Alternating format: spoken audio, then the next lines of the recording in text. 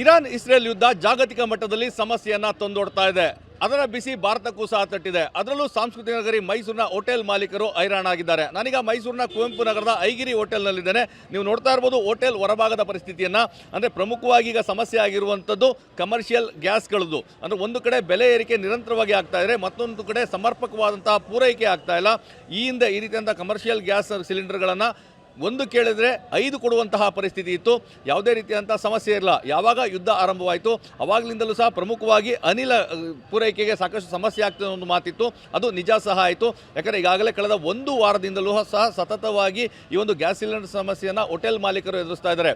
ಒಂದು ಕಡೆ ಪೂರೈಕೆಯಲ್ಲಿ ವ್ಯತ್ಯಯ ಆದರೆ ಅಂದರೆ ಒಂದು ಕೇಳಿದರೆ 3 ದಿನ ಬಿಟ್ಟು ಕೊಡುವಂಥದ್ದು ಈ ರೀತಿಯಂಥ ಪರಿಸ್ಥಿತಿ ಇದೆ. ಹೋಟೆಲ್ನ ಹೊರಭಾಗದಲ್ಲೂ ಸಹ ನೀವು ನೋಡ್ತಾ ಇರ್ಬೋದು ಆ 2 ಖಾಲಿ ಸಿಲಿಂಡರ್ಗಳನ್ನ ಇಟ್ಟು ಯಾವಾಗ ಆ ಸಿಲಿಂಡರ್ ಬರ್ತದೆ ಅಂತ ಕಾಯ್ದು ಕುಳಿತುಕೊಳ್ಳುವಂತಹ ಪರಿಸ್ಥಿತಿ ನಿರ್ಮಾಣ ಆಗಿದ್ರೆ, ಮತ್ತೊಂದು ಕಡೆ ಸತತವಾಗಿ ಬೆಲೆ ಏರಿಕೆ ಆಗುತ್ತಿರುವಂಥದ್ದು.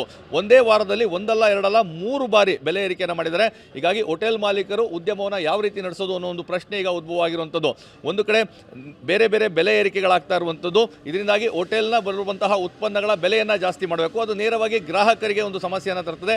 ಗ್ರಾಹಕರು ಹೋಟೆಲ್ ಕಡೆ ಸುಳಿಯೋದಿಲ್ಲ. ಹೀಗಾಗಿಯೇ ಈ ಸಮಸ್ಯೆಗೆ ಪರಿಹಾರ ಏನು ಅನ್ನೋದು ಈಗ ಹೋಟೆಲ್ ಮಾಲೀಕರ ಚಿಂತೆ ಆಗಿದೆ. ಈ ಬಗ್ಗೆ ಮಾತಾಡಲಿಕ್ಕೆ ಮೈಸೂರು ಹೋಟೆಲ್ ಮಾಲೀಕರ ಸಂಘದ ಅಧ್ಯಕ್ಷರಾದಂತಹ ನಾರಾಯಣಗೌಡ ನಮ್ಮ ಜೊತೆಗಿದ್ದಾರೆ.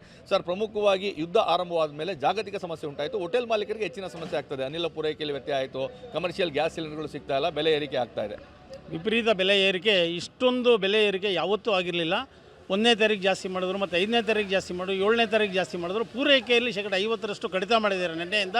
ಇದೇ ರೀತಿ ಮುಂದೂಡಿ ಇನ್ನೊಂದು 2-3 ದಿವಸದಲ್ಲಿ ಹೋಟ್ಲ್ ಉದ್ಯಮ ಸಂಪೂರ್ಣವಾಗಿ ಸ್ಥಗಿತ ಆಗುತ್ತೆ. ನಾವು ಕೂಡ ಸಂಪೂರ್ಣವಾಗಿ ಮುಚ್ಚಿಬಿಟ್ಟು ಸರ್ಕಾರನೇ ಇದನ್ನು ನಡೆಸ್ಕೊಂಡು ಹೋಗಲಿ. ಯಾಕೆಂದರೆ ನಾವು ಸೇವೆ ಕೊಡ್ತಾ ಇದ್ದೀವಿ. ಇದು ಲಾಭ, ಎಲ್ಲರೂ ತಿಳ್ಕೊಂಡಿದ್ದಾರೆ ಲಾಭದಾಯಕ ಉದ್ಯಮ ಅಂತ ಹೇಳ್ಬಿಟ್ಟು. ಇದು ಲಾಭದಾಯಕ ಉದ್ಯಮ ಅಲ್ಲ, ಸೇವೆ ಕೊಡುವಂಥ ಉದ್ಯಮ ಇದು. ಸಾರ್ವಜನಿಕರಿಗೆ 140 ಕೋಟಿಯಲ್ಲಿ 70 ಕೋಟಿ ಈ ಹೋಟ್ಲ್ ಉದ್ಯಮವನ್ನು ಅವಲಂಬಿಸಿದ್ದಾರೆ. ಗ್ರಾಹಕರು ಕೂಡ 70% ಗ್ರಾಹಕರು ಅವಲಂಬಿಸಿದ್ದಾರೆ.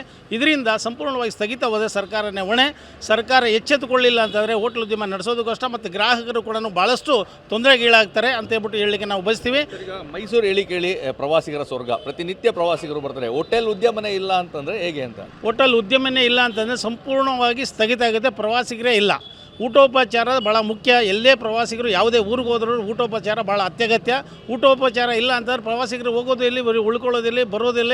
ಹಾಗಾಗಿ ಸಾರ್ವಜನಿಕರಿಗೂ ಪ್ರವಾಸಿಗರಿಗೂ ಭಾಳಷ್ಟು ತೊಂದರೆ ಆಗುತ್ತೆ. ಇದರಿಂದ ಸಂಪೂರ್ಣವಾಗಿ ನಾವಂತೂ ಸಂಪೂರ್ಣವಾಗಿ ಸ್ಥಗಿತ ಹೋಟ್ಲ್ ಉದ್ಯಮವನ್ನು ಸಂಪೂರ್ಣವಾಗಿ ಬಂದ್ ಮಾಡೋ ಸ್ಥಿತಿಗೆ ತಲುಪಿದ್ದೀವಿ. ನಿನ್ನೆಯಿಂದ ಈಗಾಗಲೇ 50ರಷ್ಟು ಕಮರ್ಷಿಯಲ್ ಸಿಲಿಂಡರ್ಸ್ ಕೊಡ್ತಾ ಇಲ್ಲ. ನಂಜನಗೂಡು ಪ್ರಾಂತ್ಯದಲ್ಲಿ ಇರುವಂಥ IOCL ಪ್ಲಾಂಟ್ ಕೂಡ ನಿನ್ನೆಯಿಂದ ಮುಚ್ಚಿದ್ದಾರೆ. ಭಾಳಷ್ಟು ಡಿಮ್ಯಾಂಡ್ ತೋರಿಸ್ತಾ ಇದ್ದಾರೆ. ನಾವು ಈಗಾಗಲೇ 1 ಕೇಳಿದ್ರೆ 4 ಕೊಡೋ ಸ್ಥಿತಿ ಕಾಂಪಿಟೇಷನ್ ಇತ್ತು. ಈ ಕಾಂಪಿಟೇಷನ್ ಈಗ ಕಳೆದ 1 ವಾರದಿಂದ ಇಲ್ಲ.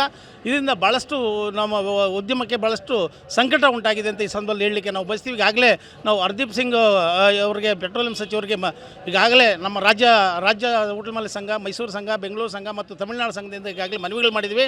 ಈಗ 10 ಗಂಟೆಗೆ ತುರ್ತು ಸಭೆ ಕರೆದಿದ್ದಾರೆ. ಯಾವುದೇ ಕಾರಣಕ್ಕೂ ತೊಂದರೆ ಮಾಡಬೇಡಿ ಅಂತ ನಾವು ಕೇಳಿದ್ವಿ. ನಾವು ಕೂಡ ಈ ನಿಟ್ಟಿನಲ್ಲಿ ಸಂಸದರುಗಳನ್ನ ಎಲ್ಲರೂ ಕೂಡ ಒಗ್ಗಟ್ಟಾಗಿ ಸೇರಿಸಿ ಮನವಿ ಮಾಡೋಕ್ಕೆ ನಾವು ಪ್ರಯತ್ನ ಮಾಡ್ತಾ ಇದ್ದೀವಿ. ಸರ್, ಒಂದು ಕಡೆ ಪೂರೈಕೆಯಲ್ಲಿ ವ್ಯತ್ಯಯ ಆಗ್ತಾ ಇದೆ, ಮತ್ತೊಂದು ಕಡೆ ಪದೇ ಬೆಲೆ ಏರಿಕೆ ಆಗುತ್ತಾ ಇರುವಂಥದ್ದು. 1 ಅಲ್ಲ 2 ಅಲ್ಲ 3 ಸಲ ಬೆಲೆ ಏರಿಕೆ ಆಗಿದ್ದಾರೆ. ಹಿಂಗೆ ಮುಂದುವರೆದ್ರೆ ಪರಿಸ್ಥಿತಿ ಹೇಗಾಗುತ್ತೆ? ಈ ಬೆಲೆ ಏರಿಕೆಯಿಂದ ನಮಗೆ ಭಾಳ ತೊಂದರೆ ಆಗ್ತದೆ. ಬಟ್ ನಾವು ಈ ಬೆಲೆ ಏರಿಕೆಯಿಂದ ಇದೇ ರೇಟ್ನಲ್ಲಿ ನಾವು ಜನಗಳಿಗೆ ಊಟ ಕೊಡಲಿಕ್ಕೆ, ತಿಂಡಿ ಕೊಡಲಿಕ್ಕೆ ಭಾಳ ತೊಂದರೆ ಆಗ್ತದೆ.